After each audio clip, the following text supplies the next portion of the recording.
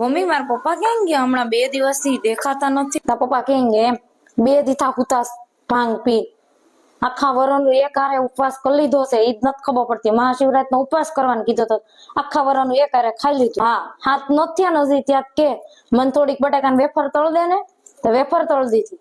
10 નો વાગ્યા ને ત્યાં કે મને સૂકી ભાજી કરી દે, સૂકી ભાજી કરી દીધી. 12 નો વાગ્યા ને ત્યાં કે મને સક્કરિયાનો શીરો કરી દે ને થોડીક વેફર પાછી તળ દે તો ઈ કરી દીધું.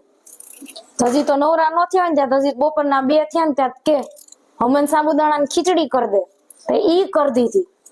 4 નો થયા ને ત્યાં કે મને મોરૈયાની ખીર કરી દે, કઈક ઢીલું ઢીલું હોય ને તો ઈ કે ખાવાની મજા આવે, મોરૈયાની ખીર કરી દે ઈ કરી દીધી. 6 વાગ્યા ને ત્યાં કે મને ચક્કર જેવું આવે છે કે મને લીંબુ પાણી કરી દે ને 6-7 ગ્લાસ તો લીંબુ પાણી કરી દીધું. તો 4 ગ્લાસ એક હારે પી ગયા ને બાકીના ગ્લાસ 2 મિનિટ રહીને પીધા પણ પી ગયા બધાય ગ્લાસ. હવે લ્યો આટલું આટલું ખાઈને કે મને ચક્કર આવે છે તો હજી 7 નો થયા ને ત્યાં કે હજી મને થોડું ખરખું નથી કે મને કઈક જ્યુસ કરી દે ને કઈક ઢીલું ઢીલું ખવાય એવું કરી દે. તે રાજગરાને શીરો કરી દીધો તો ભગવાને બિચારા વિચારતા હશે, ભગવાન સાક્ષાત શંકર ભગવાન પ્રગટ થઈને એમ કે ભાઈ હવે તું ન રહેતો આખા વરણનું ખાઈને પછી કેવું છે ઉપવાસ કરું છું. હજી તો હુતા નહીં ત્યાં કે 12 વાગશે ને ત્યાં તો કેટલું જલ્દી હુઈ જાય ને તો સારું, નકર તો ખાધા ખાઈ થાય. તો હજી હુતા નહીં પેલા કે હજી મને 2 ગ્લાસ જ્યુસ બનાવી દે ને કેવાનું. પછી તો મેં ભાંગ પાઈ દીધી 4 ગ્લાસ, 2 ગ્લાસ ની જગ્યાએ ઉતારશે હજી ઉતારશે.